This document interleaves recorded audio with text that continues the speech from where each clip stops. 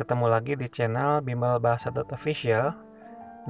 Di kali ini materi yang akan saya terangkan adalah penggunaan kata baku dan kata tidak baku bagian 2. Untuk minggu kemarin atau di video sebelumnya yang saya sudah jelaskan adalah kata baku yang fokus ke kata baku serapan secara adaptasi ya, terus penggunaan bentuk terikat.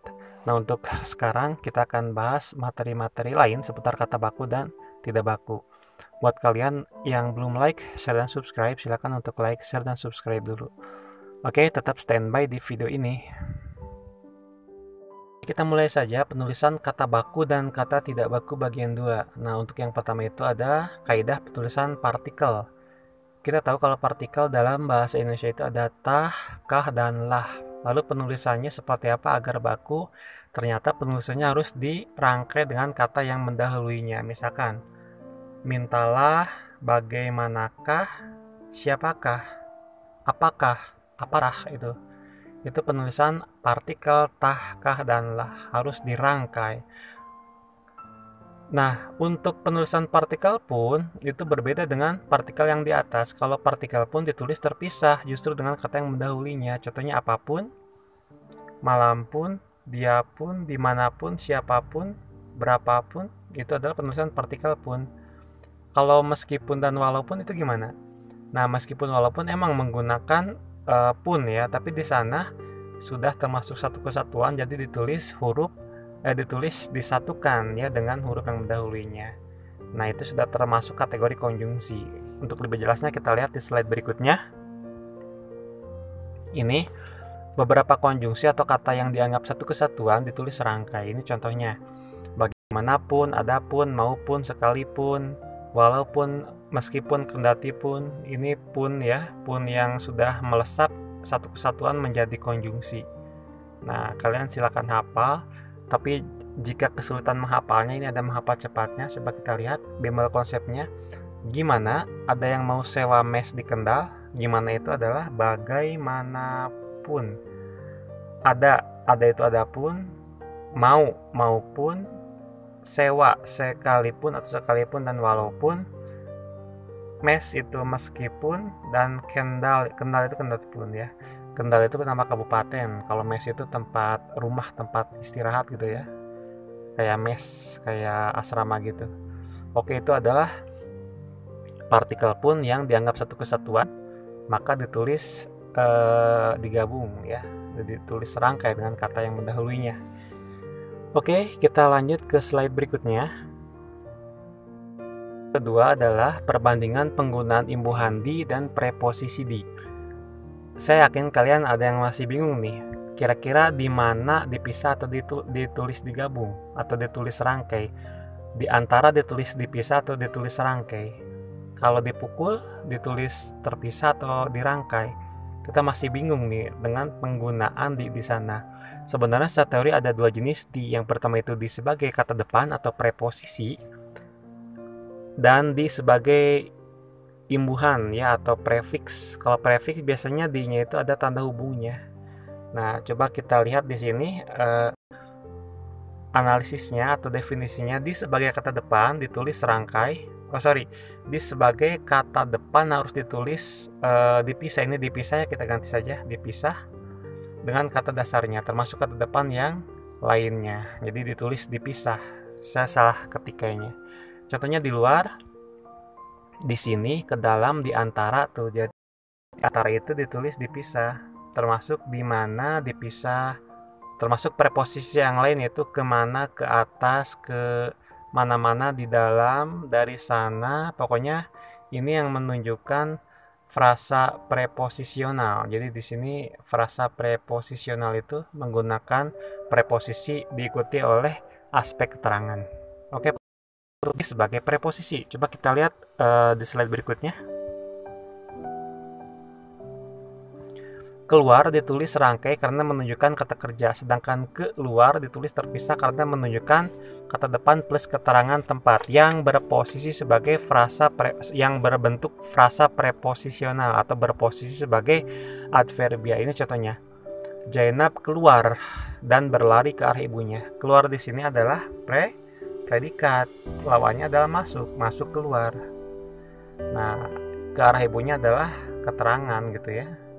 Untuk yang nomor 2, Zena pergi keluar. Nah, keluar di sini bacanya sih keluar tetap ya, cuman ditulisnya terpisah. Itu menunjukkan keterangan tempat karena predikat sudah ada, yaitu pergi.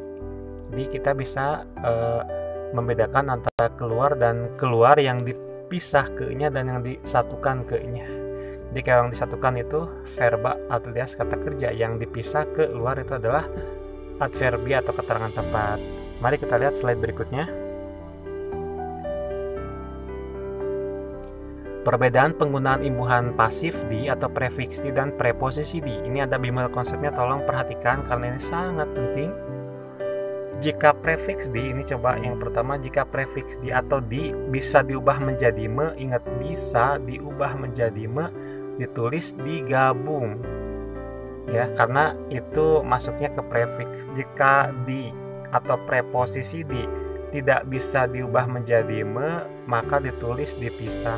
Jadi cara mengeceknya adalah bisa nggak sih diubah menjadi me, gitu aja gampang. Kalau menemukan kasus kata yang ada di-nya, apakah dipisah atau digabung, cek saja bisa diubah menjadi me nggak. Kalau nggak bisa, berarti dipisah. Kalau bisa, berarti digabung. Coba lihat ini. Contohnya disetrum. Disetrum bisa nggak menjadi menyetrum? Bisa, berarti disetrum digabung. Dilihat bisa melihat, berarti digabung. Dikedepankan bisa mengedepankan, berarti digabung. Disembunyikan bisa nggak menyembunyikan? Bisa, berarti digabung. Dikambing hitamkan menjadi mengambing hitamkan, berarti digabung karena itu prefiks awalan di. Nah, preposisi ini di antara tidak bisa menjadi mengantara, berarti dipisah. Di sana tidak bisa mensana, dan di belakang tidak bisa membelakang. Oke, itu kasus di versus di. Coba kita lihat slide berikutnya. Bandingkan, ini ada dua kalimat. Bang Saipul tidur di penjara. Di sini di penjara di sini dipisah karena menunjukkan keterangan tempat.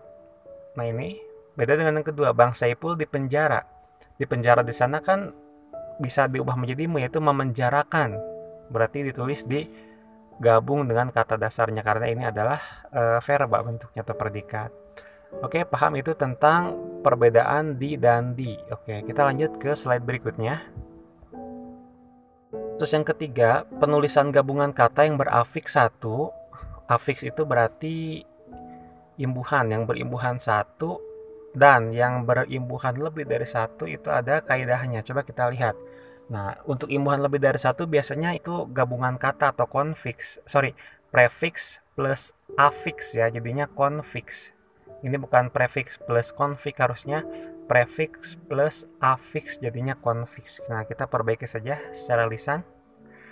Oke, jika kata dasarnya adalah tanggung jawab, maka ditulis terpisah. Ditambahkan satu afiks, jadi bertanggung jawab. Ditambahkan afiksnya awalan, maka tetap dipisah.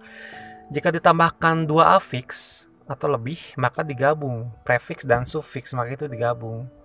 Jadi mempertanggungjawabkan atau mempertanggungjawabkannya ditulis digabung, pertanggungjawaban ditulis digabung, dipertanggungjawabkan ditulis digabung. Yang pertama itu gabungan dari memper dan kannya, yang kedua itu per dan an, dan yang ketiga adalah di dan kan. Oke, jadi di situ gabungan antara prefiks dan sufiks. Luluh lantak itu dipisah, luluh lantakan itu bisa juga. Luluh lantakan pasukan itu dipisah. Tapi meluluh lantakan, diluluh lantakan, peluluh lantakan itu digabung. Nomor 3, bumi hangus kata dasar. Coba bumi hangus kan daerah itu tetap dipisah karena hanya ada satu afiks, yaitu sebagai akhiran atau sufiks. Membumi hanguskan itu dua afiks, prefiks dan sufiks. Di bumi hanguskan prefiks dan sufiks, maka ditulisnya digabung. Porak-porandakan digabung. Nah, ini harusnya memorak ya, bukan memporak. Memorak. Jadi KTSP luluh gitu, harusnya memorak-porandakan. Kita perbaiki aja secara lisan, dan diporak-porandakan juga ditulis digabung karena ada dua afiks, yaitu prefiks dan sufiks. Jadinya dua afiks alias konfiks. Oke, kita paham. Kita lanjut ke slide berikutnya.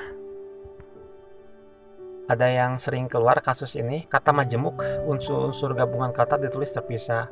Seperti keras kepala, ya ini yang volume ini. Ada keras kepala, ada kambing hitam, duta besar, mata pelajaran, bulan madu, mata kuliah, wali kota, balai kota. Nah ini wali kota sering bingung nih, dipisah atau digabung. Ternyata udah tertebak, wali kota ditulisnya dipisah. Model linear, angkat bicara, persegi panjang, rumah sakit umum, kereta api luar biasa, sepak bola, dan ibu kota itu ditulis dipisah. Beda dengan yang berikutnya, coba kita lihat. Nah ini kata-kata berikut sudah padu benar, maka ditulis serangkai. Olahraga, nah olahraga itu sering bingung dipisah atau digabung, maka sudah terjawab ternyata olahraga digabung, karena itu adalah kata yang sudah padu benar, ditulis di rangkai atau serangkai. Acap kali, Dharma wisata, Sabta marga, duka cita, radioaktif, bila mana kemana, sukarela, matahari, bumi putra, syah bandar, peribahasa, dharma bakti, wira swasta, bela sungkawa, perilaku, dan waralaba. Ini adalah kata-kata yang ditulis sudah padu benar, maka ditulis rangkai.